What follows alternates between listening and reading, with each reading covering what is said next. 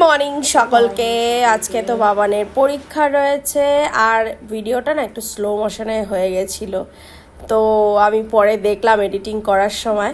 তো দেখো গরম জল বসিয়েছি, এদিকে একটু হরলিক্স করে দেবো অন্যবার বাবানের জন্য, তারা দুজনেই বেরোবে, কিছু তো খেয়ে যেতে হবে।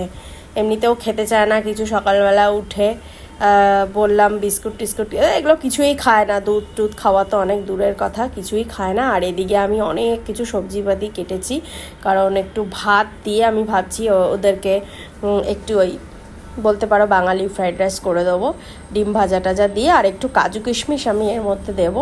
দেখো পাশে আমি সমস্ত কেটে কুটে রেখেছি, তো সেটাই দেব। সকালবেলা উঠে মানে এটা বিশাল একটা চিন্তা থাকে যে কি করব না করব। এই দেখো পাশে সমস্ত এই যে গাজর, পেঁয়াজ, লঙ্কা, ক্যাপসিকাম সব কেটে কুটে রেখেছি, আর এখানে এই যে হরলিক্সগুলো দিয়ে রেখেছি কাপে, এবার ঢালবো। আর পাশে কিন্তু আমি একটা পাশের গ্যাসে একটা কড়াই মানে একটা ফ্রাইং প্যানও বসিয়ে দিয়েছি, তেল দিয়ে, সাদা তেল দিয়ে। আর একটা ডিমও আমি ভেজে নিয়েছি, বেশি দেইনি ডিম। তো এটা তো ওদেরকে প্যাক করে দেবই, আর আমিও অল্প যদি একটু থাকে আমিও খেয়ে নেব। তো এই হচ্ছে ব্যাপার, ওদের পারপাসই মেনলি করা। সকালবেলা উঠে এর থেকে বেশি আর কিছু হবে না। তো বাবানের আজকে পরীক্ষা আছে, সেটা একটু টেনশন আছে, কারণ আজকে অনেকটাই লেখার ব্যাপার রয়েছে। লিখতে লিখতে হাত ব্যথা হয়ে যাবে সেটাই বলছে।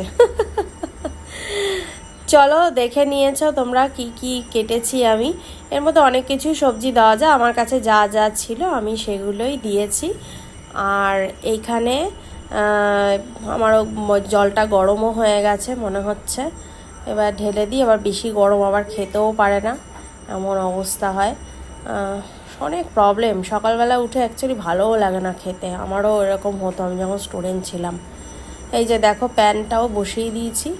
তো এখানে আমি ডিমটা অ্যাকচুয়ালি ভেজেছি বলে ওইগুলো ডিমের ওগুলো দেখতে পাচ্ছ তোমরা।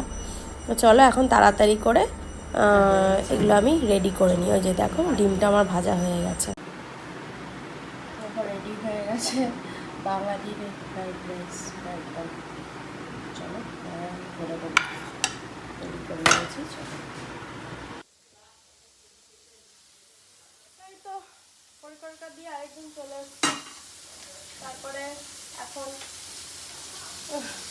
লাইটটা ধরালাম। এখন আমিও তো রান্না করতে বসেছি, এই যে দেখো একটু ফুলকপি করছি, ফুলকপি তরকারি করবো। লোক নিয়ে এসে, বাজারও কিছু ছিল না, সবজিপাতি সব শেষ হয়ে গেছে, তো ফুলকপি তরকারি তো করছি। আর দেখি কী করবো, আজকে রান্না বান্না করার আর ইচ্ছা নেই, ভালো লাগছে না কিছু। শরীরটা আর হাত পাতগুলো এমনভাবে কেটেছে না, আর এখানে দেখো হাড় বেড়ে গেছে, দেখতে পাচ্ছি কিনা জানি না, ফুলেছে এই জায়গাটা। আর হচ্ছে এইসব জায়গা সব কাটা কাটা, বিরক্ত লাগছে, ভালো লাগছে না। তো ওয়েদারটাও খুব খারাপ, জামা কাপড় ফেলে রয়েছে, মানে কিছু শুকায় না, তার মধ্যে কী বলবো না, তার মধ্যে তো আমাকে একাই সব করতে হচ্ছে, এখন লোক নেই, কবে আসবে যাই না, এই একটা চলেই সবসময় কমন থিং।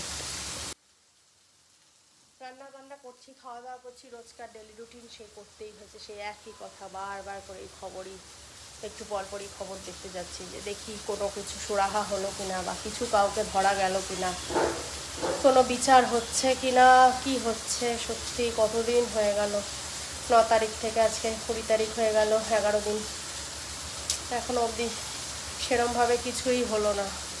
কি পরিস্থিতি বাবা মারও, শুধু সেটাই ভাবছি, মানে কিছুই হলো না। একটু পরপরই বারবার করে যাচ্ছি খবর দেখতে, যদি কিছু দেখি, কিছু নিউ আপডেট কিছু থাকে কিনা, কিছু। আর সোশ্যাল মিডিয়াতে তো এই সমস্ত খালি ঘুরছে, এই সমস্ত সেই মর্মান্তিক ছবিগুলো, আরও দেখে দেখে না আমারও শরীরটা না খুব খারাপ করেছে, আমার একদম ভালো লাগছে না। আর এই সারাক্ষণ খুললেই শুধু এইসব ছবিগুলো দেখতে পারে, ভালো লাগছে না। মানে আমার নিজের ভিডিওগুলো যে আপলোড করব, এটাও ভাবছি যে আবার খুলতে গেলেই আবার দেখতে পাবো, মানে সেটাও পারছি না। মানে আমার একটা কাজ আমি করছি সেটাই, কিন্তু করতে হয়, ভালো লাগে না এখন, মানে মোবাইল খুলতেও ভয় লাগছে, এমন অবস্থা। চলো আজকে লাঞ্চ নিয়ে বসলাম, বাবানকে দিয়েছি আগে, পরে আমরা খাবো।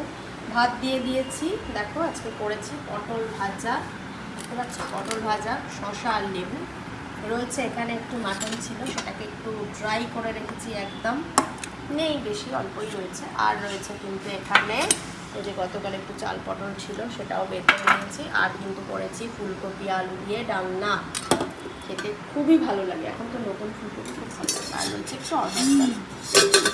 চলো বাবান খেয়ে নাও, কালকে আবার পরীক্ষা আছে, তাই তো? চলো খেয়ে নিই। আজকে পড়াতে পড়াতে মানে পুরো দিনই শেষ, বলতে গেলে পুরো দিন শেষ, রাতও প্রায় শেষের পথেই। এখন খেতে বসছি, মানে কালকে ইংলিশ লিটারেচার পরীক্ষা রয়েছে, প্রচুর পিস থাকে, তার question answer, reference to the context, তারপরে প্রচুর আসে, মানে জানোই তোমরা যারা যারা পড়ে, স্টুডেন্টরা পড়াও যারা। আর হচ্ছে এই তো এত পড়া পড়া পড়া পড়া করে আর পাগলের মতো অবস্থা, আর পরিস্থিতিও চতুর্দিকে যা খারাপ, আর ভালো লাগছে না কিছু। রাত্রেবেলা কিছুই সেরকম করা হয়নি। এই হাঁড়িটা দেখতে পাচ্ছ, এখানে আলু সিদ্ধ ভাত, কিচ্ছু নেই। দেখো, দেখাই তোমাদের, দাঁড়াও তোমাদেরকে ঘুরিয়ে দেখাচ্ছি। এই হচ্ছে আলু সিদ্ধ ভাত, দেখে নিয়েছো নিশ্চয়ই। আজকে আর কিচ্ছু না, রাত্রেবেলা টাইম পাইনি কিছু করার, আর মানে পড়িয়ে টড়িয়ে ওঠে এত আর পারা যাচ্ছে না। তার মধ্যে আমার এই আঙুলটারের না এরকম একটা হাড় বেড়েছে, দেখতে পাচ্ছ হাড়টা, এই জায়গাটা হাড় বেড়েছে, প্রচণ্ড ব্যথা, প্রচণ্ড ব্যথা, কিছুই করতে পারছি না ঠিক মতো, হোল্ড করতে পারছি না, কিছু ব্যথা করছে, কিছু কাজ করতে পারছি না, প্রচণ্ড বিরক্ত লাগছে, ভালো লাগছে না। এই হচ্ছে ব্যাপার। কালকে তো প্রচুর লিখতে হবে, বাবানও বলছে যে এত লিখতে হবে, বললাম পেন টেন নিয়ে যা, পর্যাপ্ত পরিমাণ লিখতে তো কালকে একটু হবে, লিটারেচার একটু লিখতেই হয়। চলো, আমারও সাবজেক্ট ইংলিশ, আমি জানি লিখতে তো হবেই। চলো আজকের মতো ব্লগটা এখানে এন্ড করছি। ভালো লাগলে অবশ্যই একটা লাইক শেয়ার করে পাশে থেকো। আমাদের ইউটিউব চ্যানেল ইয়ার ফ্যামিলিকে সাবস্ক্রাইব করো। টাটা, ভালোবেসো পেজটাকে, চ্যানেলটাকে।